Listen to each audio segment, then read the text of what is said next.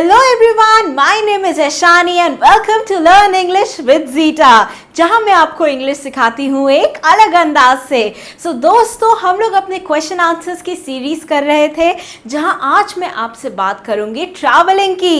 How many of you all love travelling? I personally love it. Today we are gonna ask question and answers related to traveling. Let's see our first question, but before that, please, if you are new to the channel, consider subscribing to it and like the video and share it with all your friends. So let's move on towards our first question, which is, are you a traveler? So यहाँ पे ध्यान रखिएगा, मैंने लिखा है are you a traveler? So first of all, are is a form of be.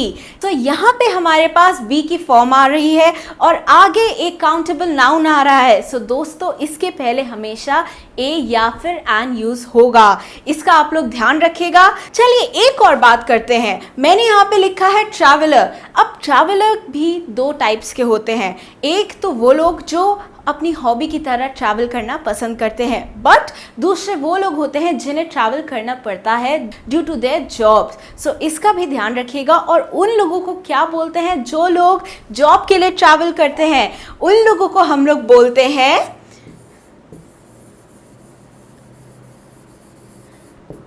We name them as commuters. वो लोग जो कि ट्रैवल करते हैं due to their job, we name them as commuters. इसका ध्यान रखिएगा। मैंने यहाँ पे आपको स्पेलिंग भी लिख दी है। Now let's move on towards the answer to this question. इसका आंसर मैं आपको बताने वाली हूँ और आपको भी इसका आंसर मुझे देना है कमेंट सेक्शन में। Let's see the answer.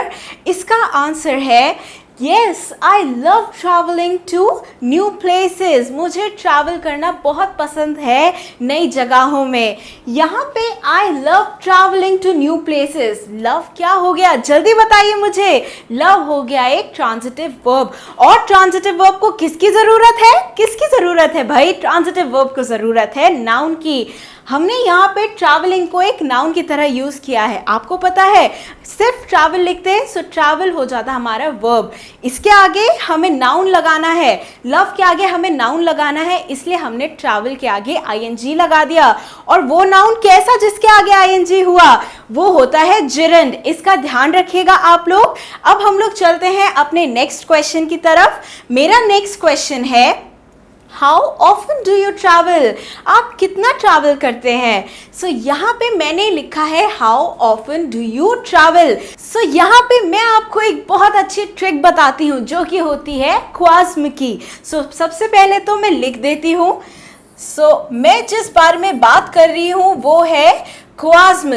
क्वाज्म में मैं सबसे पहले ये दो लेटर्स की बात करती हूँ जिसको हम लोग बोलते हैं क्वेश्चन वर्ड, पर यहाँ पे हमने क्या लगाया है? How often. तो ये दोनों चीजें एक साथ हम लोग बोलेंगे क्वेश्चन फ्रेज। हम लोग यहाँ पे क्वेश्चन वर्ड ना बोल के इसे क्वेश्चन फ्रेज की तरह ट्रीट करेंगे।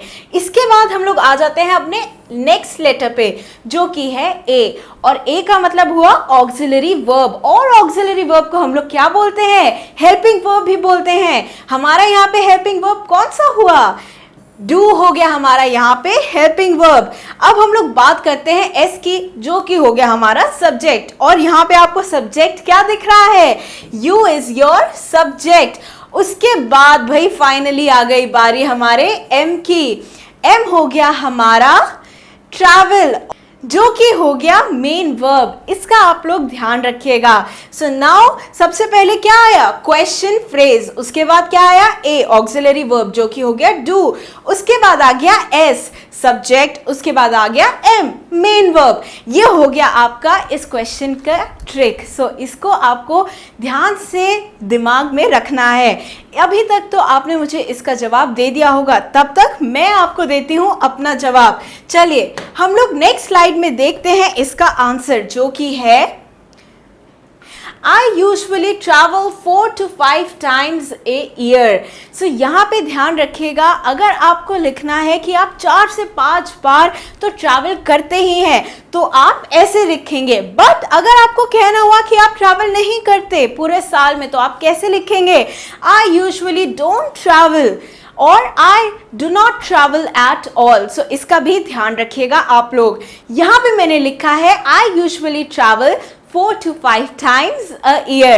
So ये तो हो गया इसका जवाब। Now let's move on towards our next question, which is Do you prefer traveling by road or by air? ये बहुत ही इंटरेस्टिंग क्वेश्चन है। इसमें मैं आपको एक बहुत अच्छा फैक्ट बताऊंगी कि इस क्वेश्चन को आप लोग कैसे और बोल सकते हैं। सबसे पहले तो यहाँ पे देखते हैं, प्रेफर के साथ ट्रैवलिंग आ गया, प्रेफर हो गया हमारा वर्ब, और उसके बाद आता है नाउन। सो इसको आप लोग ध्यान रखिएगा। नाउन हमारा यहाँ पे हो गया चिरन।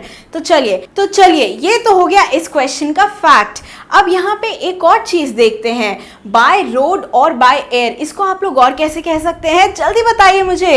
यस, बिल्कुल सही, इसको आप लोग बोल सकते हैं बाय कार और बाय प्लेन। चलिए मैंने आपको बताया है इसको और कैसे लिखने का एक तरीका। Let's move on towards the answer to this question. अरे आपने मुझे इसका जवाब दिया कि नहीं, मैं जरूर देखूंगी कमेंट सेक्शन में। Let's move on. मैंने इसका जवाब लिखा है I love travelling by a car slash बस। तो मैंने आपको पहले भी बताया था कि आप लोग इस क्वेश्चन को कैसे लिख सकते हैं। अब उसका जवाब मैंने आपको आंसर में दे ही दिया है। So now let's move on towards the next question. आपने इसका जवाब दिया कि नहीं, दीजिएगा जरूर। सो मेरा है आपसे अगला सवाल ये, whom do you travel with? बहुत ही इंटरेस्टिंग क्वेश्चन है ये, क्योंकि इसमें लास्ट में प्रेपोजिशन आ रहा है। अब मैं आपको एक क्विज के तौर पे एक क्वेश्चन देती हूँ कि आपको प्रेपोजिशन से ये सेंटेंस नहीं खत्म करना, तो आप इस क्वेश्चन को कैसे लिखेंगे मैं बताती हूँ आपको। अगर आपको प्रेपोजिशन को पहले लिखना है तो आप लिखेंगे with whom do you travel। अब लास्ट में आप विद नहीं लगाएंगे क्योंकि आपने पहले ही लिख दिया है विद, तो इसका भी आप लोगों को ध्यान रखना है। ओके, तो यहाँ पे आपको ये नहीं बोलना with whom do you travel with, बहुत लोग गलत करते हैं ये। आपको बोलना है with whom do you travel। चलिए इसका मैं आपको आंसर दिखाती हूँ, उससे पहले आप लोगों को भी मुझे आंसर देना है। और अगर आपको ये वीडियो अच्छी लग रही है तो लाइक जरूर करिएगा और शेयर तो करिएगा ही। सो नाउ देखते हैं इसका answer. Most of my tours are with my friends, but every year I go on a family vacation too.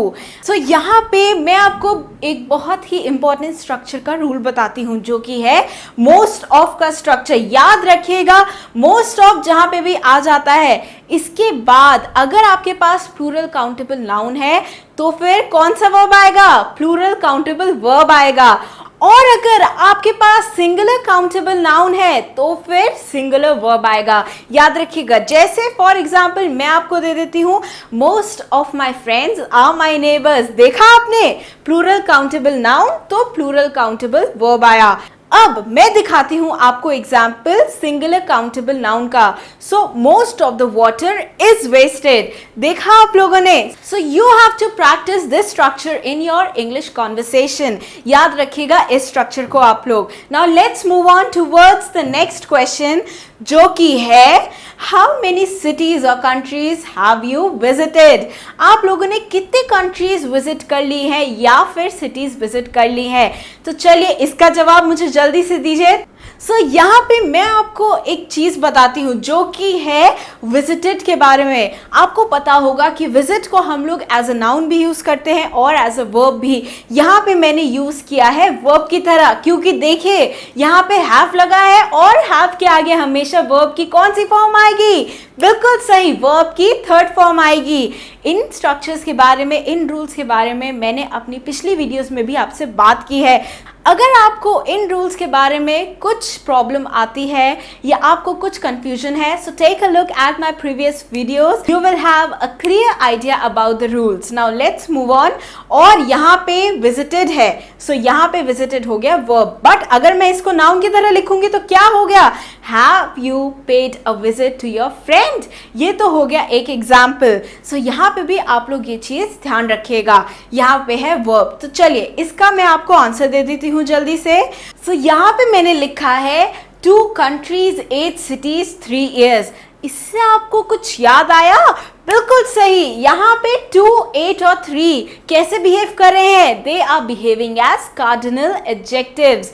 और कार्डिनल एडजेक्टिव्स के आगे हमेशा प्लूरल काउंटेबल नाउन आता है। सो यहाँ पे इसीलिए मैंने लगाया है कंट्रीज, सिटीज और ईयर्स को। इसका आप लोग ध्यान रखिएगा। आप लोगों ने मुझे अपना आंसर तो दे ही दिया होगा। Now let's move on towards the next question, जो कि है Have you ever been to a foreign country? क्या आप कभी किसी फॉरेन कंट्री में गए हैं? याद रखिएगा यहाँ पे बीन आपको एक स्टेट बता रहा है, और वो किस चीज की स्टेट बता रहा है? फॉरेन कंट्री जाने की स्टेट बता रहा है। तो इस क्वेश्चन का ये फैक्ट तो मैंने आपको बता दिया, बट आपका काम आपने किया क्या? आपने मुझे इसका आंसर दिया क्या? चलिए मैं आपको अपना आंसर दे देती हूँ भाई, जो कि है yes, I have been to 2 countries and I loved them.